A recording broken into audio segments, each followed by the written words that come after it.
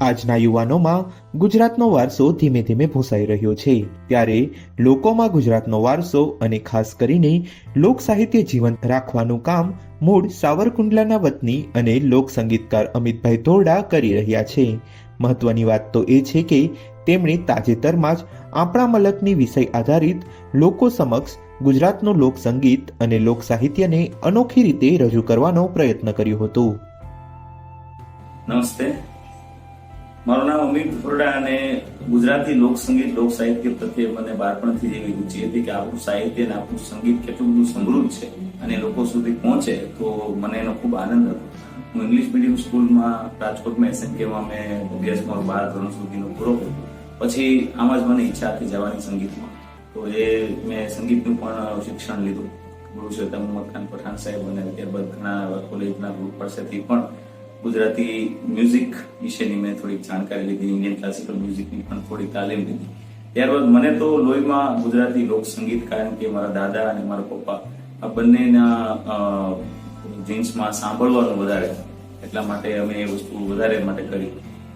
લોકો સુધી આપણું સંગીત અને આપણું સાહિત્ય સમૃદ્ધ તરીકે એટલે કે રીચ મ્યુઝિક તરીકે પહોંચે એવી મારી પહેલેથી ઈચ્છા હતી. અને આજના યંગસ્ટર્સને જેમ છે એમ આપણું લોકસંગીત પહોંચે, એમાં કોઈ ફેરફારો નહીં, ખાલી માત્ર વાજિંત્રોના ફેરફારો થઈ શકે જેમ ગમતું હોય, પણ મૂળ એનું કમ્પોઝિશન, મૂળ એનો મર્મ, મૂળ એનો અર્થ એ જેમ છે એમ રહે. એ પહેલથી મેં ઘણા બધા શોઝ કરવા માટેનો વિચાર કર્યો. થોડા શોઝ હું કરતો ગયો. આજે પણ હજી હું કરું છું, આગળ ઘણા બધા શોઝ કરવાના છે. પણ આજથી લગભગ 3-4 વર્ષ પહેલા મેં શો કરવાની શરૂઆત કરી. ત્યારબાદ ગુજરાતી ફોક મ્યુઝિકનો કોન્સર્ટ પણ કર્યો કે આવા લોકસંગીત જો કોન્સર્ટમાં પણ રજૂ થાય તો પણ લોકોને ગમે. અને ત્યારબાદ એક કન્સેપ્ચ્યુઅલ ડાન્સ ફોર્મ વાતું આપણા મલકની, જે કન્સેપ્ચ્યુઅલ આપણું મ્યુઝિક ફોર્મ છે કે જેમાં આપણું સંગીત અને આપણું સાહિત્ય કંઈક અનોખી રીતે રજૂ થાય છે. જેમ એને જેટલું જોઈએ, જેમ છે તેમ ઓથેન્ટિક વેમાં રજૂ થાય એ માટેનું એક અભિવ્યક્ત કરતું એક કોન્સેપ્ચ્યુઅલ મ્યુઝિક શો વાતું આપણા મલકની. ગુજરાતી પરિવારમાં ગોલ્ડસ્મિથ એટલે કે સોની, પરજીયા સોની જ્ઞાતિમાં મારો જન્મ થયો. મારા ફાધરનો, મારા દાદાનો બધાનો બિઝનેસ સોની કામનો, પણ ગુજરાતી લોક સંગીત અને સાહિત્ય સાંભળતા બહુ. એ સાંભળતા ઘણા બધા કલાકારો, ગુજરાતના નામચીન કલાકારો મારા ઘરે આવતા, તે બેઠકોમાં હું પણ બેસતો. એમ કરતા મને આમાં થોડી રુચિ વધી, પ્રેમ થયો કે આને આપણું સાહિત્ય પણ કેટલું સારું છે. અને એ ધીમે ધીમે કરતા હું એ લાઈનમાં આગળ વધવાની મેં પ્રયત્ન કર્યો. કોઈ એવું નહોતું, પણ મારું પેશન છે એ જ અત્યારે પ્રોફેશન તરફ તબદીલ થાય છે એવું મને લાગી રહ્યું છે. પણ મારો એક શોખ છે, હજી પણ આ શોખ તરીકે જ મને જોઉં છું. અને આજનું આ વાતું આપણા મલકની જે કાર્યક્રમ છે ઠાકોર દેસાઈવાડી ચોરીની, એમાં આપણા જે માનો કે જેસલ તોરલના ભજનો છે, પછી લોકગીતો છે, દુહા, છંદ, લપાતિયા, કે જેમાં કંઈક માર્મિક ભર્યું છે, તેમાં કંઈક સંદેશ છે. એ સંદેશ ઘણો બધો કિંમતી છે અને થોડા શબ્દોમાં ઘણું બધું કહી દે છે અને સરળ શબ્દોમાં કહી દે છે.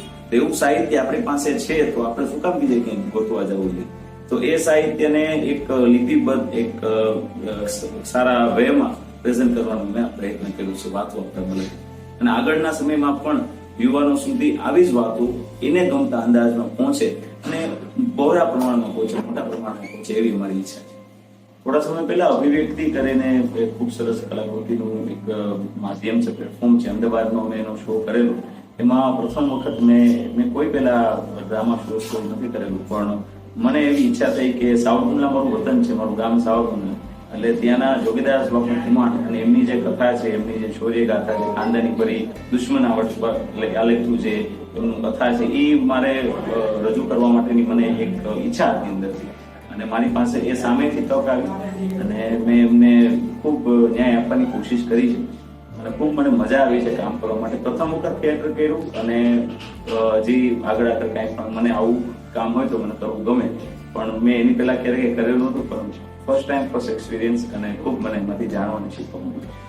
વર્ષ 2019થી તેમણે સ્ટેજ શો કરવાનું શરૂ કર્યું હતું અને સાથે લોકોને લોક સાહિત્યનું જ્ઞાન પીરસવાનું પણ શરૂ કર્યું હતું. અત્યાર સુધીમાં તેઓ વૈશ્વિક સ્તરે 150થી વધુ સ્ટેજ શો કરી ચૂક્યા છે.